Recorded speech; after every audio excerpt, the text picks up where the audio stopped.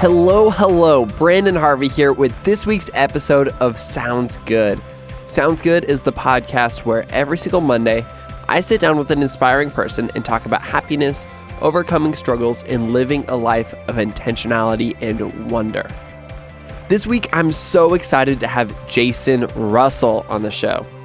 Jason is the co-founder of Invisible Children, an organization that you've probably heard of that was founded to increase awareness of the horrendous activities of the LRA in Central Africa.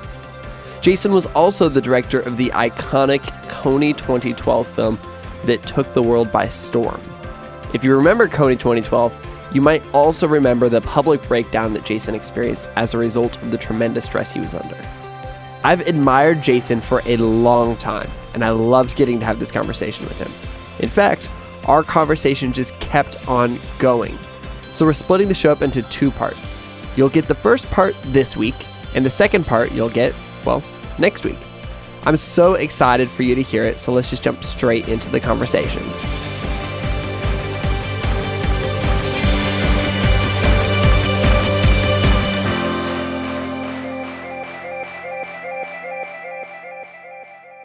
All right, I am in beautiful, sunny San Diego, California with Jason Russell. Jason, welcome to Sounds Good. Thanks for having me. I'm excited. This is seriously so fun. I've admired you for a long time, and when I found out I was coming to San Diego, I was like, I gotta call Jason. Yeah, well, I've been listening to your show, and I'm just like, oh my gosh, it's so good. I want to be on it. And then you emailed me, and I was like, yes, good. I'm so glad because I've wanted to have you for forever. And Jedediah Jenkins, a good friend of yours, third best friend. I like that. What's first and second? So my first best friend is like my brother. He actually was my best friend in high school, and he married my sister. What? Yeah. And then John Chu, I went to film school with. He's a director in LA. We've been best friends since college. Amazing. And then Jed's third, so there's no pressure to be third, you know? And people think it's junior high to label them, but I'm like totally fine with that because then you know where you stand. Oh, totally. You know, like you have to buy them a gift. Like, they're in your wedding. And like my wife is zero, like she's my wife. Totally. Right? Yeah. Of course she's my best friend, but it's zero. It's like you're not even counted because you sleep with me, you know? We're not even counted. Yeah, but anyway.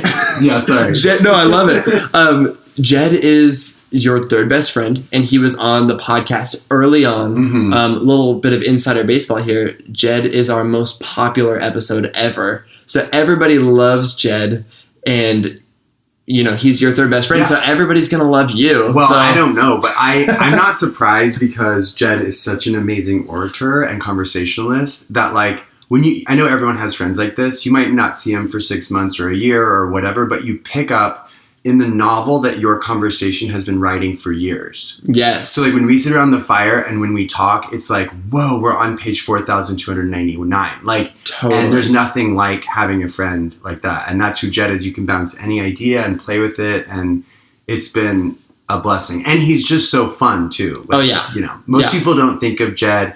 Like you'll get in a car and he'll be like, did you hear the new Rihanna song? You know what I mean? Like he's that guy too.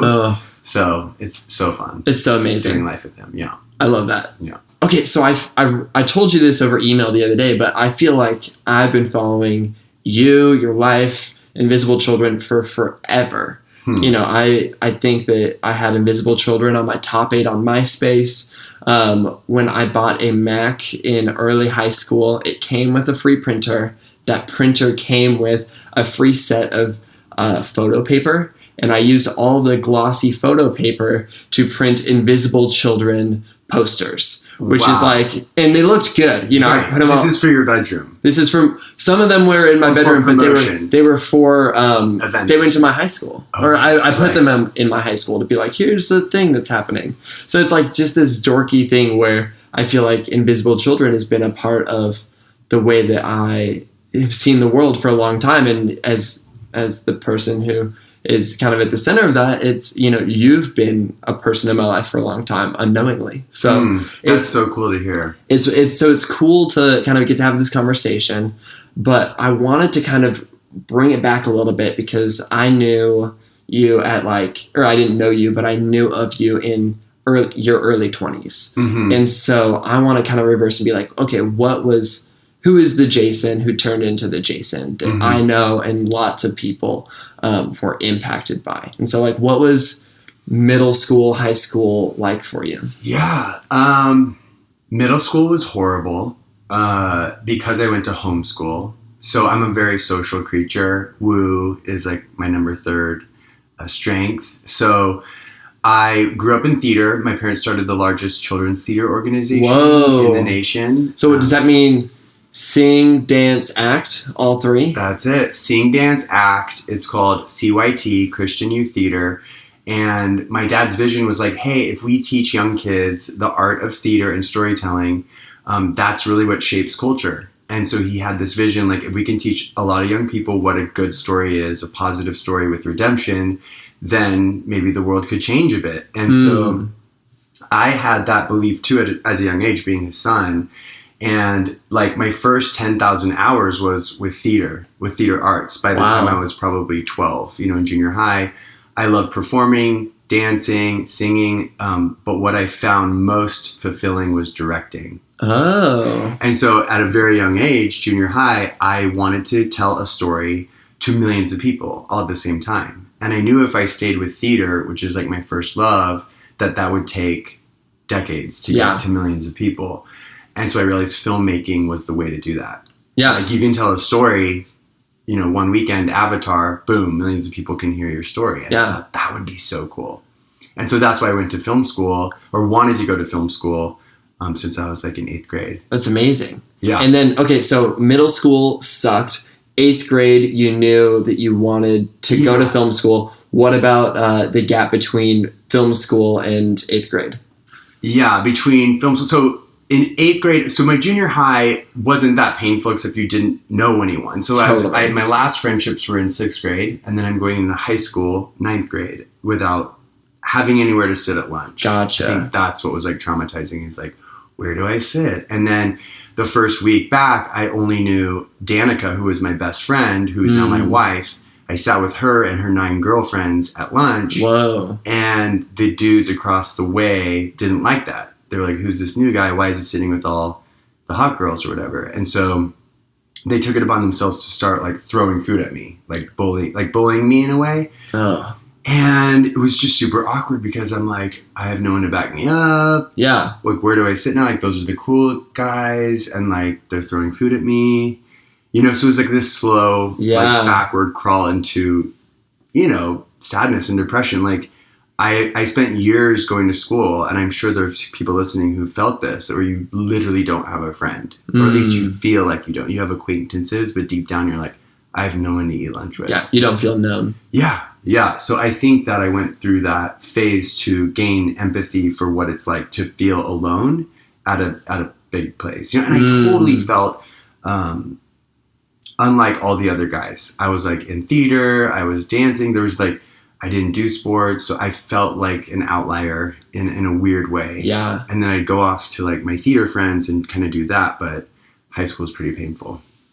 I gotcha. Yeah. And so you're kind of in the midst of this depression, and that taught you empathy, as you just said. What was the process of coming out of that? Did you stay in that depression for a long time? Yeah, it really was me like seriously praying for a friend. My freshman, then sophomore, then junior, I was like gonna give up. But my senior year, this guy named Ryan Hansen showed up. He was a freshman. He was really fun, really funny. He played football and he was a cheerleader. Whoa. Yeah. So he was like everything, and he was just dynamic and like charismatic and so fun to be around. So we hung out all of my senior year. That's awesome. His freshman year.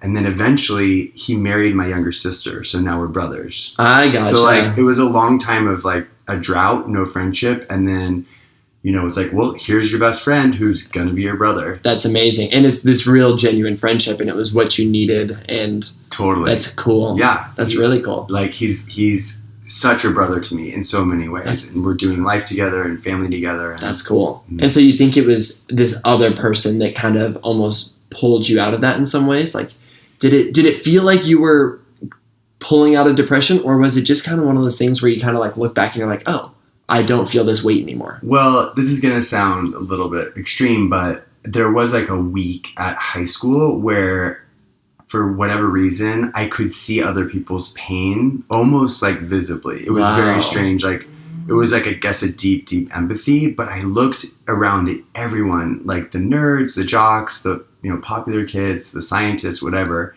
And I was like, you're in pain. Oh my, like I saw people's pain at every level.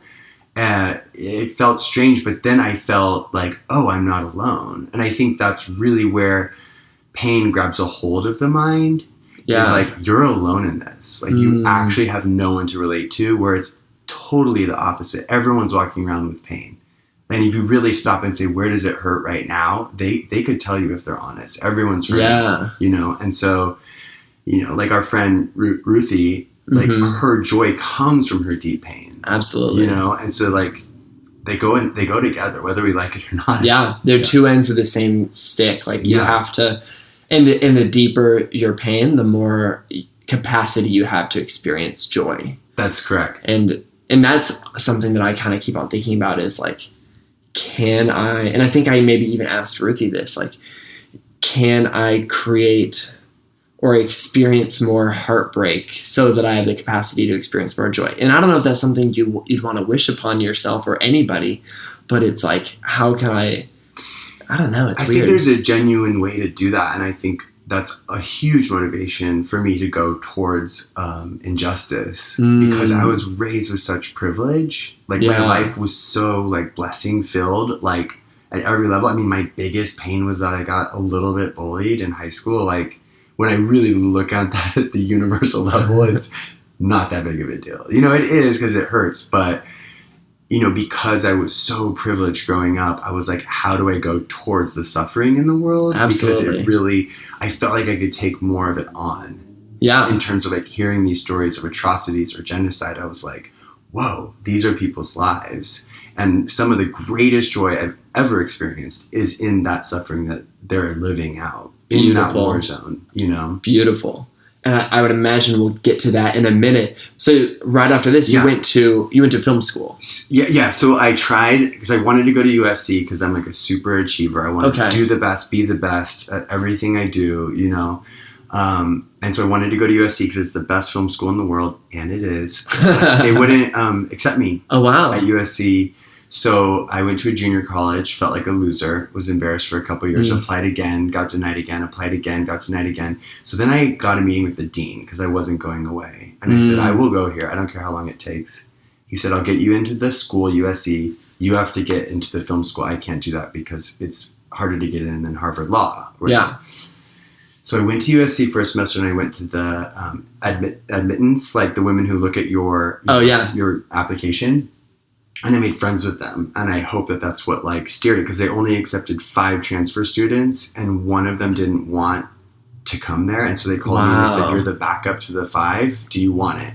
That's great. And I was like, "This was the dream since 8th grade," and now I think I was 20 at the time, and I'm like, "Yeah, I'm in." Wow. It was like one of the best days of my life. Like, because when you're young like that, you think, okay, once I get into my dream college, I'm done. Yeah, you think it's just stepping stones, and it's like, yeah, you're like, okay, my dream's done. Like I got into the college, I got into film school, I'm done. It's so short-sighted, but it's so real. It's true, and that's why quarter-life crisis is so real. Like it's something people don't talk about enough, but it's like there's so much depression around 23, 24, 25 because you've got all these ideals, and then after 17 years of schooling, you have to be successful, and you're like, I'm working at Starbucks. Totally. And so you feel like shame for not achieving. Yeah.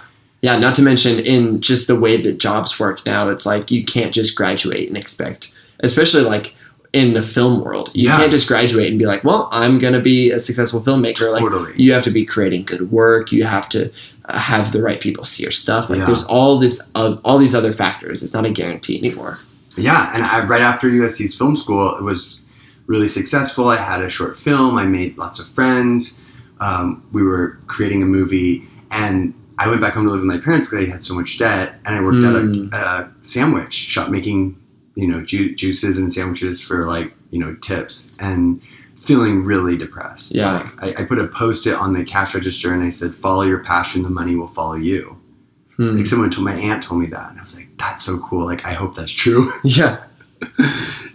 Because if you worry about the money first, you often get paralyzed. Yeah. And like, I'm talking about today, like even right now, Totally. if I'm like super hyper scared about the money, little gets done. But if I'm like, this is what I want to do more than anything, Yeah. you know, others usually follow that. You know? Totally. Yeah. And you'll get too burnt out if you are just following the money. You know, you can do that for a short little stint. Yeah. But you get in like a rut and Yeah. you're like, I'm paycheck. But if you want to do it more than anything, and passion's thrown around so lightly, it's almost bankrupt. But like the core definition is like, I would die to do this. Like I'm going to die trying to do this. Totally. Like that's what passion Yeah. means to me. It's not like I have an interest in, you know, making bed sheets. Maybe you do, but Yeah. you have to be willing to like lay it all on the line for it. Totally. Yeah. Okay, and you mentioned earlier that you started to kind of go to these places where you could experience empathy in a deeper way. Right. And what was the first experience of that? Like, what was the first trip? What was the first intentional step towards that? So I mentioned to a buddy in college that I wanted to do a trip abroad, and he's like, where? And I just said Africa, because I had been interested in a long time because of a guy named Dan Eldon, this journalist who was killed at 22 years old in Somalia. And his mom and sister, Kathy and Amy, published his journals. And I read through the journals, and they're like the most visually stimulating, exciting thing that I had ever seen. Like an adventurous life, like, you know, in a Land Rover with his friends, like doing these. He was the original hipster. Like if you Google Dan Eldon, he was it. Like he was so cool. And I thought, you can live like that? Like, what do you mean? He had a camera and he was just like going around Africa telling these amazing stories. And so it was because of his life and death that brought me like this inspiration, this spark to want to go.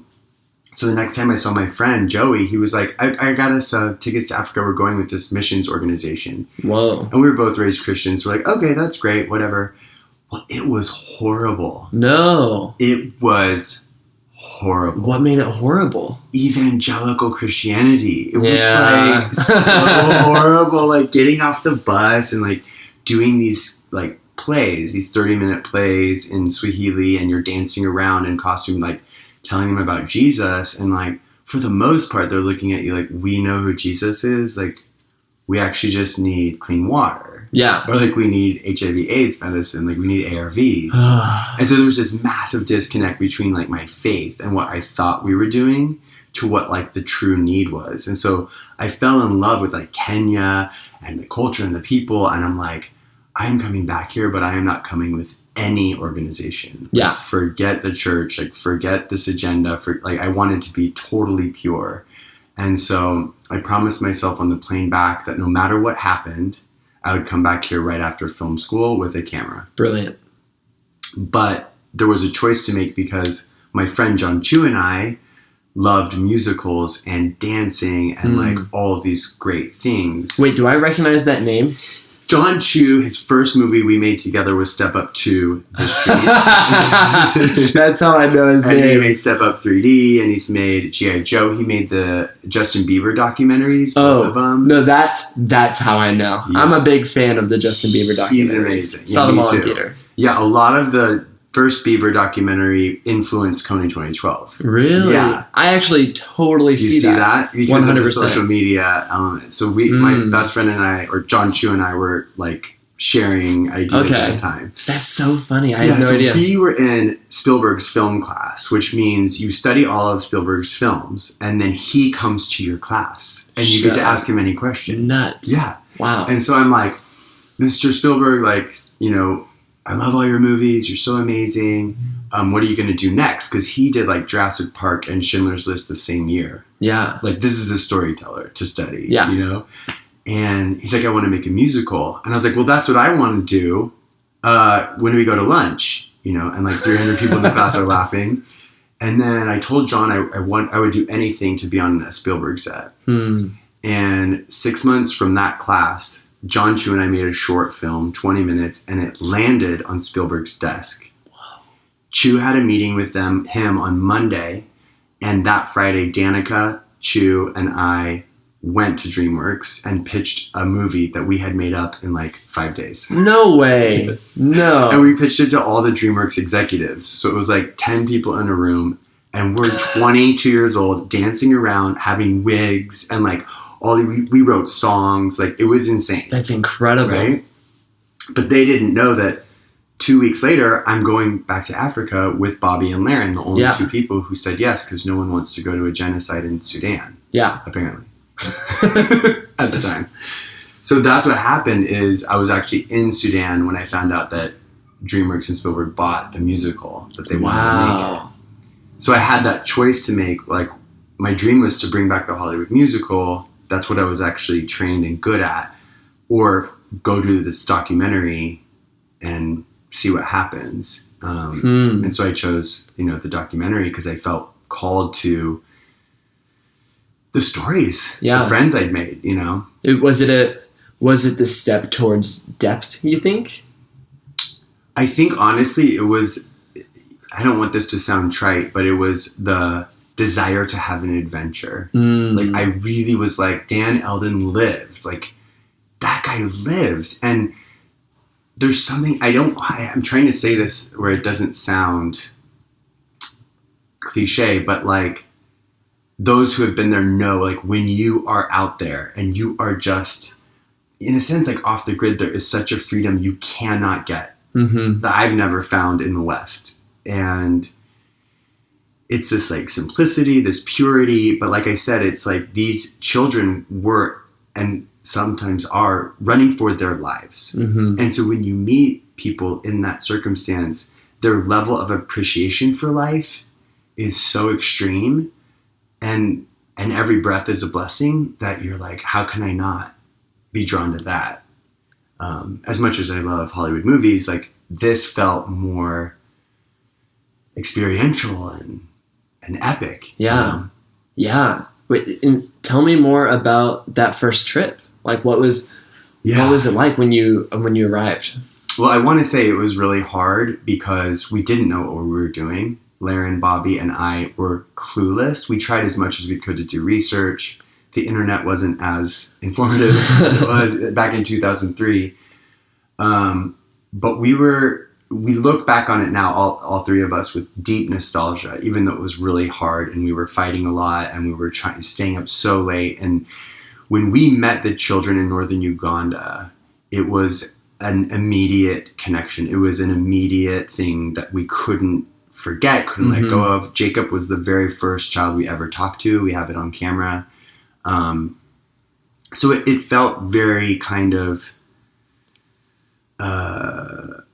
they talk about, like, being in the flow, when, like, you're in the flow. And when we had committed to these children that we wanted to tell this story, we knew we were going to do it, everything kind of fell into place. Like, it was like it was how we were supposed to. We built a crane for like $100 and we, like, attached the camera and would go in at night and get these epic shots to show how horrible these children were living. But again, we literally, I had to call my mom one point and be like, we are literally out of money. We have $5. Like, can you send us a couple $100 so we can eat? Like, we were living in a place that had no bathroom or running water. So we were, like, cutting off, like, water bottles and urinating in them. Like, this is how we were living. It was super low budget, but we returned with enough footage to make a short movie, and Invisible Children was the name of it. Tried to get it into festivals. There's no YouTube or Vimeo at the time, and no one really wanted it. They didn't know what to do with it because it was like Jackass, MTV meets like National Geographic. Like, there's no precedent for it. Yeah, like Vice wasn't around to, like, buy it. So we just decided to show it to as many people as possible outside of the mainstream. And I think that decision, although it wasn't, like, intentional, it was what built the movement. Because we were showing up to meet college students or to churches or to whoever would have us face to face. Like, can you help us? Yeah. Like, we're nobodies, but can you help us? And it was more so like, can you help us help people? Totally. And I think that I really want to emphasize that because, like, the white man's burden and the white savior and all of that, like, I get it. But I can tell you that everyone we met, and these are people in internally displaced camps, 1,000 people were dying a week. The UN in 2004 called it the most forgotten and neglected humanitarian crisis in the world. Jan Egeland, the guy, said that. So everyone we met literally looked into our cameras and said, please tell America. Please tell your president.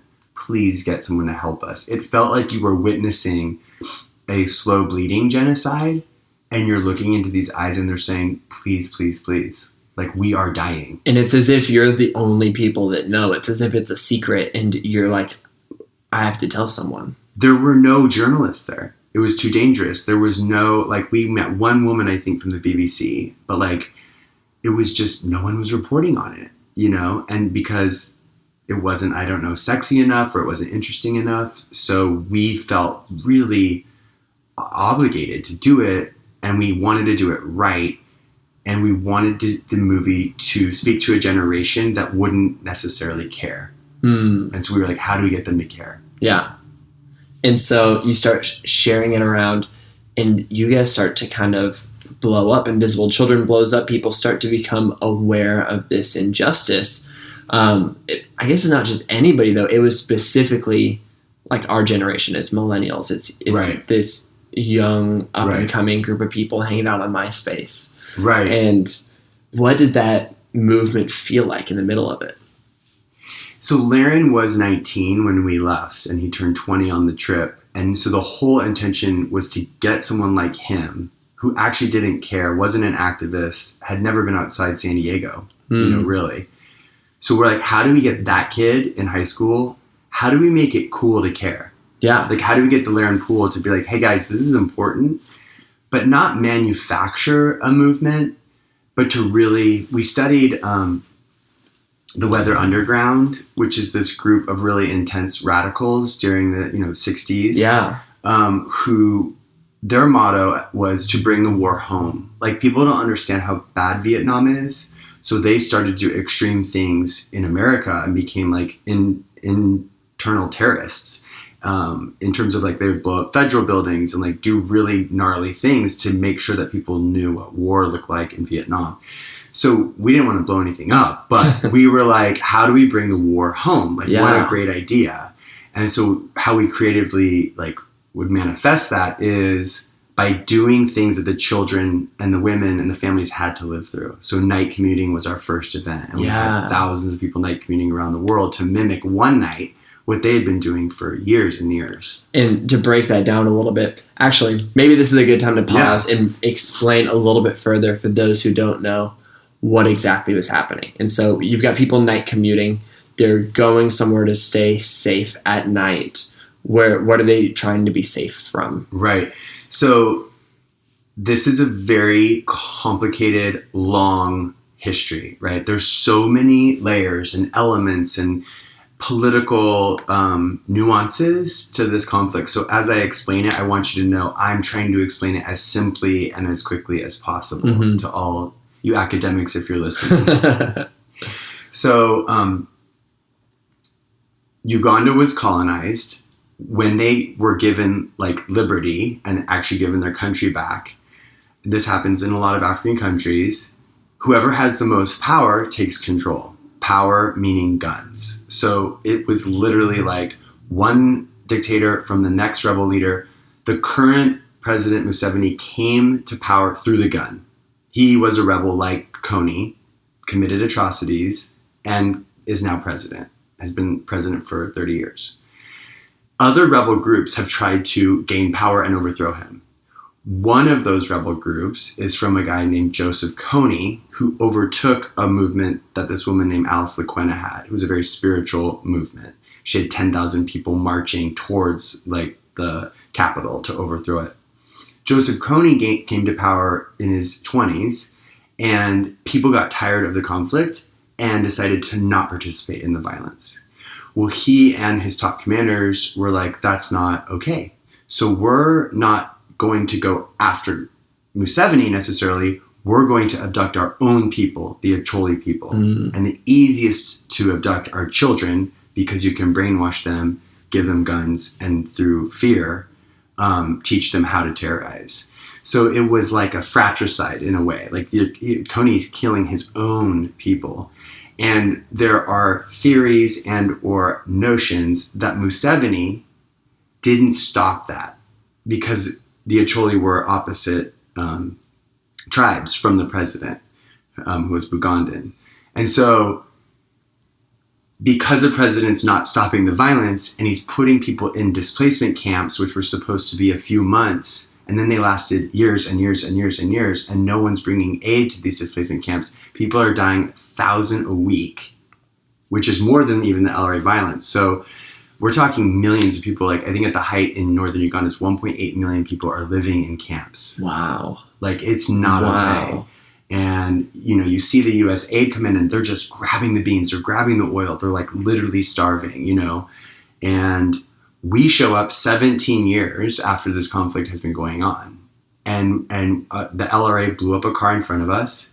That night we saw the children sleeping, and as Westerners do, we were like, what is going on? Yeah, you're being confronted with this reality. Yeah.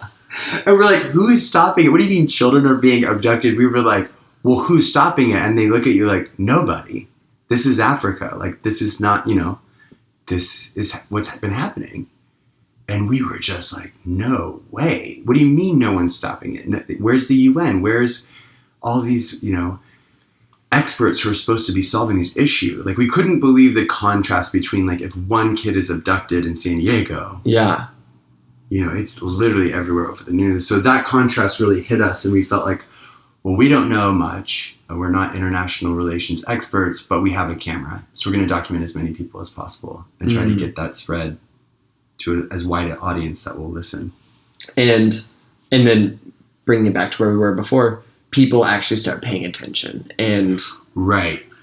And so that urgency was real. Yeah. Because we were friends with Jacob and Tony and Rosalind and Jolie and all of we lived there, you know, on and off for 2 years. So we went back and said, what could help? And they were like, education. So we started pouring into that. But we really kept wanting to end the war. That was like our first, like, primary objective, end a war. That was like the first poster Global Night Commute. We were always like, this is the end. It's insane. And so I think people, when you study movements, they're always dangerous, sacrificial, and time sensitive. But the word movement is now kind of bankrupt because everyone's using it. But like, when you really look at a movement, it is sacrificial, dangerous, and time sensitive. And so we always put a timestamp on all our events. Like, this is happening. We're passing a bill through Congress. Like, it's now. It's game time. And that urgency was very infectious to a generation who I think were kind of like, oh, we can participate in this? Mm-hmm.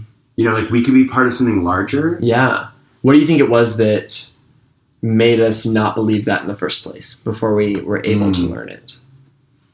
Or maybe a better question is, did, like, my parents' generation, did, you know, the generation above me, did they feel the same way at all? Did they get that permission? Did they never get it? I love this metaphor that Socrates uses of the reflections in the cave. So there's like a bunch of people. Have you heard this? Yeah. Like living in the cave, right? And they see the reflections coming in from like outside the door. And they start to worship the reflections and think that those things on the wall are real.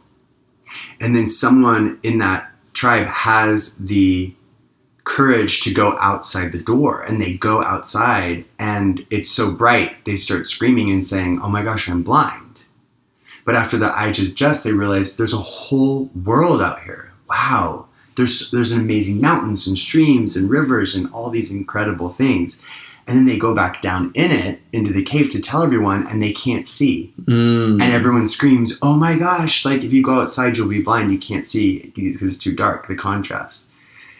And so I really think that metaphor applies to humanity across like generations, but I think specifically to this generation, the millennial young people have been the most advertised, you know, generation in the history of humanity, 200,000 years on this planet. And like, think about the images we witness. And so all of those images, you actually think that those things have control, that's the power, that's the system. Like, the system is rigged. The system is not broken. The system is working exactly as it was designed to work. Yeah. But you can change the way the system works. You can. Like, we cannot blame Trump and Hillary, whatever, for, you know, running for president. we put them there. We allowed it. Oh, the media this, the media that. We are the media, right? Like, you can't get on the freeway and scream, there's so much traffic. I hate this. Like, you are traffic. You're in your own car. Like, you're participating in it. So I love that. I love how John Lennon reminded us, like, we literally hold the power. And it takes a Malala, it takes a Gandhi, it takes an MLK to say, guys, you can go outside the cave. You're like, it's going to hurt, but it's going to be amazing. Yeah. Yeah. And you gave people a taste of that. You said, hey, here's the thing that you can participate in. And then it would work. It would be like, wow, this bill actually got passed through Congress. Or like, totally. Wow, my local newspaper actually wrote about this thing that we did. Or like, it's just insane. Like, I remember the first time I got that feeling where I think I like signed petitions and then was like, oh, that like something happened because I did that. Yeah. And I think there's an addiction, like a good addiction to that feeling, right? Like, wow, how empowering that, like, I showed up in DC. I helped pass that bill through Congress. And now, for the first time in American history, it is law for the U.S. government to come up with a plan to assist the Ugandan military to apprehend this #1 warlord indicted. Like, whoa, like, in the history of, justice, this will be known. Like, people will study it and be like, this was the first time the Homo sapiens were exercising global justice. They saw this rock floating in a vortex through the cosmos and realized we only have one. Let's protect each other wherever we live. Whether that's the homeless man outside your door or these children being abducted. Yeah, whether they can do something for you or not. Yeah, you don't have to choose between the two. You can do both. You can do one. You can do the other. But, that's what really made me excited, is this, like, global empathy that we are experiencing for the first time, really, because of the connectivity we have. And for me, in my personal life, I know that Invisible Children was that first taste for me. Like, that was my first opportunity to experience, wow, I've got this power, and also, like, we can change the world together. We should change the world together. Right.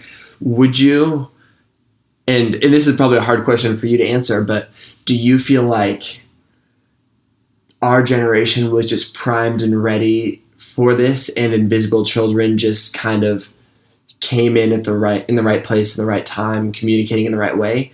Or do you feel like, in some ways, Invisible Children coming along at that time created this, if that makes sense? I think I'm too subjective to answer that. I know, it's almost awkward that I asked. It's a fun exercise to imagine. I think that there is a dance between the two. Because, like, Bobby Lahren and I, we were always comparing ourselves to Apple and Nike and, like, huge brands, and being like, we're competing with brands that have millions of dollars of budget to, like, tell their story and get their products sold. And so we're like, we don't have that kind of money, but we are going to do the best we can to make the best movies and the best videos and use the greatest hot songs right now that are going to, like, get young people to come to our blog and come to our events. And so, yeah, I think it was, like, a dance between the two. I think we injected, like, our ideology of Invisible Children like a stick in a wheel, and it kind of, like, some people were put off by it or thought there was an agenda behind it, and others who got closer to the people who were in that community were like, no, this is real. Like, they live in a house together, with 60 people. Like, they're committed, and, like, we would always joke, like, it's a cult, and, like, cults are usually bad. Like, I get that, but it was, like, a positive community that was so deeply convicted. Oh, absolutely. Like, I think that's really what made people want to come. Like, they're very serious about it. Like, we got to work every day as hard as we could because we knew that people were needing to be reunited with their families. Yeah, every single day is more and more people being subjected to atrocities. Yeah. And I think, like, a lot of people, which, like, inspires me beyond words, participated at some level with Invisible Children, but then realized they wanted to do something like a coffee shop, like, for the community in their small town. And that was their mission, to, like, give people a place to gather with intention. Like, those kinds of stories. I remember really early on, 2004 or 5, we met this guy who said, I worked at AT&T. I quit my job and I became a teacher. I'm now a teacher because of Invisible Children. That's amazing. And you're like, what? He's like, I wanted to give back to young people every day, and now I am. Thank you. We're like, whoa. And there's thousands of stories like that, you know? So for that not to have a ripple effect on society and on a generation, I think it really did. And I think I'm too short-sighted and impatient because I've been experiencing like the last 2 years of real like sadness or like depression over like we didn't finish the goal, like we didn't do what we sought out to do, you know. And then I look back and realize like, wait a minute, like this generation, like when you think about 10 years ago, right, MySpace was there, but like there was no Instagram or Facebook or like all of these powerful mediums that now everyone wants to have control of. So now a generation has 10,000 hours of social media, like right about now. Yep. And now it's getting interesting because now what are we going to do with it? You know what I'm saying? Like that idea of like, oh my gosh, the next 10 years could be the most transformative in human history. Absolutely. Right? And so that's what gives me hope. That's like, cool. Yeah. Yeah. We're just at the tip of the iceberg. Right. We're just like, oh, that's viral?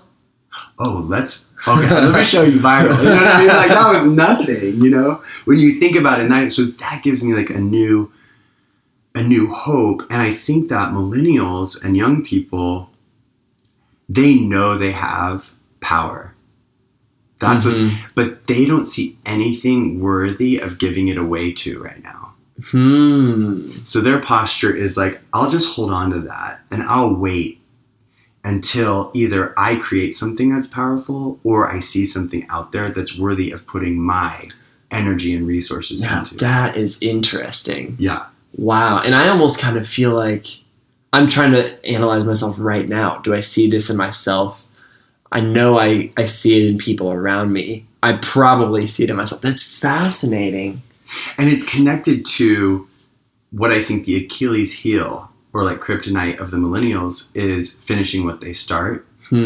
Because the idea of failing is so petrifying and paralyzing that they won't take the step out. You know what I'm saying? Yeah. Because there's this tribe in Kenya that lives in the mountains of Kenya, and they get tortured at 13, like tortured. Have you heard about this? No. So these kids are like 13 years old. They make them like be in the freezing cold water in the lake overnight and like do all of these really physically hard things. These individuals, these boys grow up and they're the ones who win the marathons around the world because they know what pain is like. And they are running and their lungs are burning and their legs are giving up. And they're like, this is nothing compared to what I experienced at 13. So there's no rite of passage in a Western context. Like you and I probably didn't have a ceremony in which we were, you know, kind of brought into the world as men. And so we have a stunted generation where you have 28-year-olds, 33-year-olds who are still either at home or feel like childish, like they never had to grow up. Why would they grow up? And so I think that if you put that into context where you have a workforce now where baby boomers are saying, what's wrong with this generation? They're not working hard. You know, they're doing what they want. They're going to yoga and coming in late and all this stuff. Well, the generation answers back, A, you raised us. And B, maybe we are a little bit spoiled, but we don't see anything worthy of showing up to. Yeah. You know, selling more things, like really? Just selling more stuff, that's what we're like doing on this planet. So that's a little bit of a rant, but I think it's fascinating to see what's going to happen because it could go either way. And my hope is that the generation starts building things that are powerful and that are relentless and that you fail and you fail and you fail, but you get back up and you finish what you start.